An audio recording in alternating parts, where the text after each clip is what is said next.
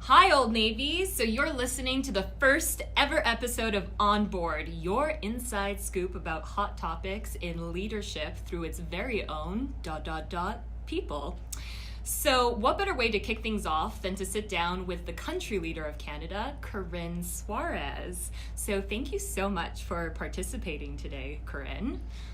Thank you. I'm so excited. And what a better way to kick off your whole series, Amanda, than to chat on International Women's Day. I'm so glad that you brought that up, and we'll totally get to that. But first things first, we want to learn a little bit about you. So what's the deal? Who are you? Where are you from? Just a little bit about your life and anything you feel like our listeners would love to know. For sure. Well, I'm actually not a Canadian, although I feel very Canadian. I've lived here for almost a year now, but I'm from the United States.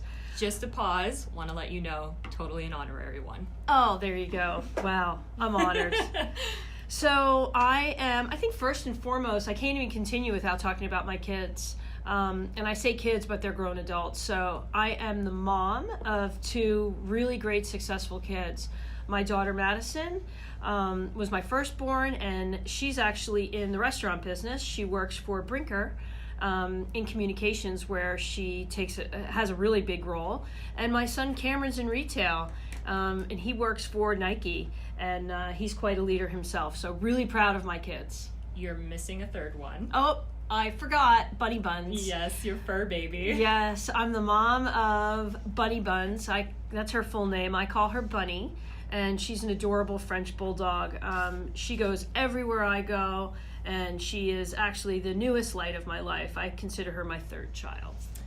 All right. Well, you brought up your daughter, Madison, who I follow religiously on IG. Hey, PD, that's her dog. He's so is adorbs.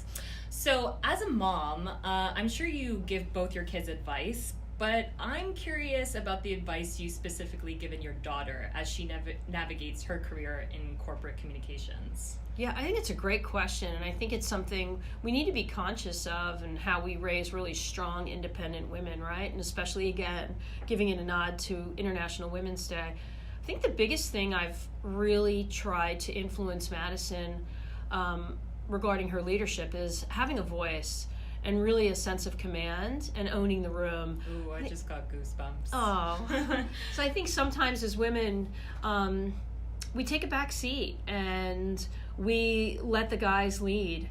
And, men are, most of the time, they're louder, they're more aggressive, and they have a different kind of posture than women.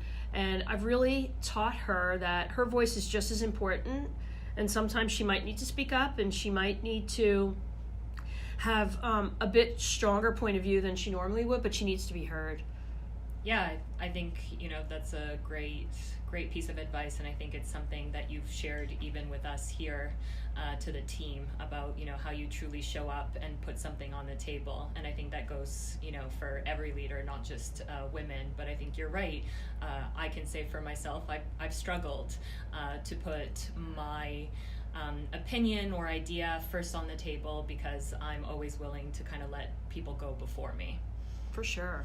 So I think that type of, command certainly comes through example. So I'm sure there's women in your life that you've admired or inspired to become. So is there anybody, whether it be personally or, even within the industry, that you feel like has, helped shaped this certain kind of attitude of strength you have? Yeah, there has. I've been fortunate to be surrounded by strong women. I was raised by a really strong woman, and that being my mom. And she was a pioneer as far as feminine goes, being a feminist, and really, again, teaching people to have a voice. I mean, that was my mom. So I'm fortunate to be raised in a household where I could do anything my brothers could do, and she really instilled that in me from an early age.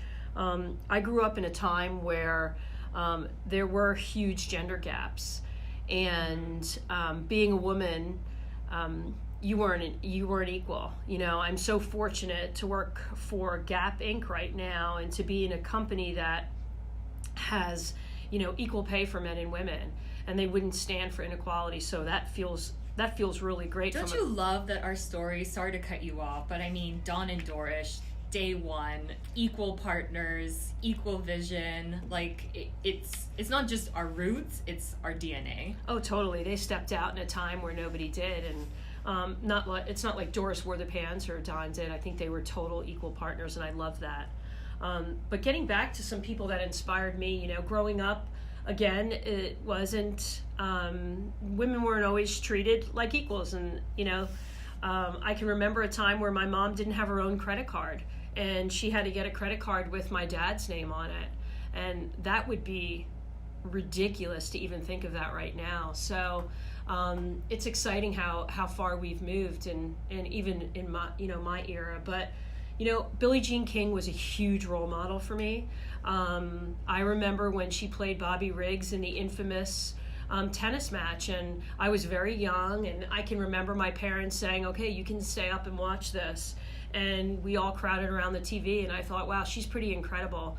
And by the way, she did win. I mean, there wasn't even a doubt in my mind she wasn't going to win, but she has been an incredible pioneer in sports, and I'm super athletic, so I can really relate to everything she's done. She was incredible, and she broke the ground for amazing women now. Like, look at Serena and Venus Williams. I mean, she set the stage for them. So yeah, I had never heard of that story until the movie came out with Emma Stone, and I felt almost embarrassed not to know about something that, you know, seems so small, because it wasn't necessarily a game that was at a championship level, but was like an offshoot.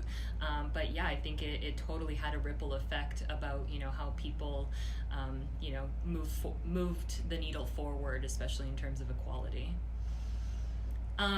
So I was about to say the word disruptor. So when I think about that, and, you know, women like Billie Jean, or, you know, even yourself, you know, these leaders have shaken things up from the inside out, causing not just their own industry, but outside their industry to never be the same. And they've paved the way, just like you said, for others. So how do you think women will continue to disrupt the industry? Oh, I think there's no stopping.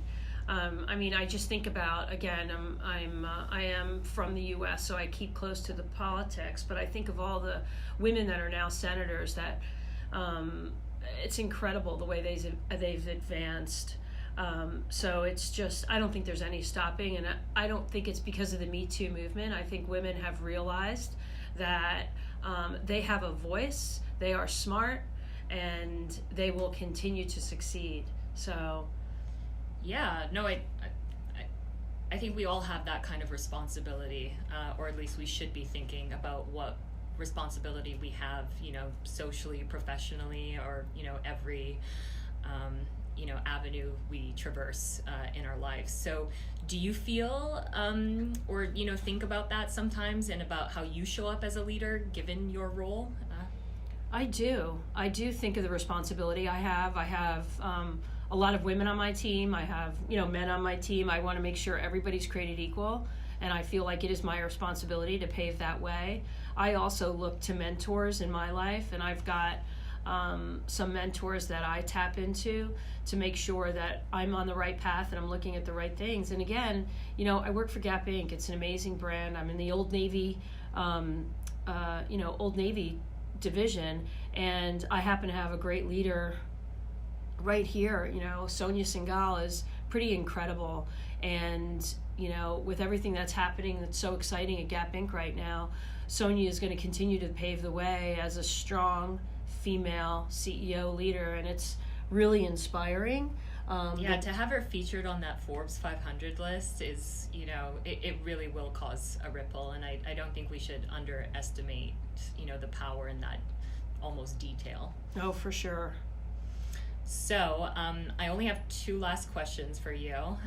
So number one, if you had to give anybody some career advice, what would you tell them?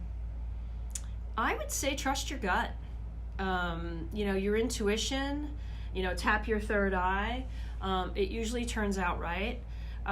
You can't always act on your gut, so you have to make sure that you have the appropriate data to substantiate what you feel, but always trust your gut. That's the first thing that came to mind. I love it. Probably one of my favorite ones too, and something that I constantly remind myself to do day in and day out.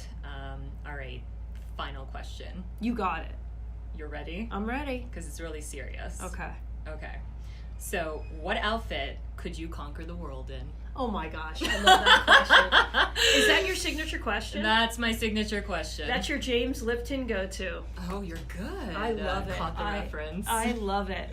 So it would obviously have to be my Old Navy jeans. Day in, day out, rock star, all day long. I'm glad you specified because I was going to go there. Yeah, love a good rock star. And you know what? Any of our wovens are incredible. I love a good tee on the weekend and a hoodie tied around the waist, and I'm there. Well, Corinne, thank you so much. We are very happy to have you as part of the entourage. And for everybody who's listening today, happy International Women's Day. Yay. And make sure that you take the time to recognize and appreciate all the women in your life that have supported you, encouraged you, and empowered you. And same goes for all the men out there. Thank you, and have a great day. Thanks, Amanda. I appreciate it.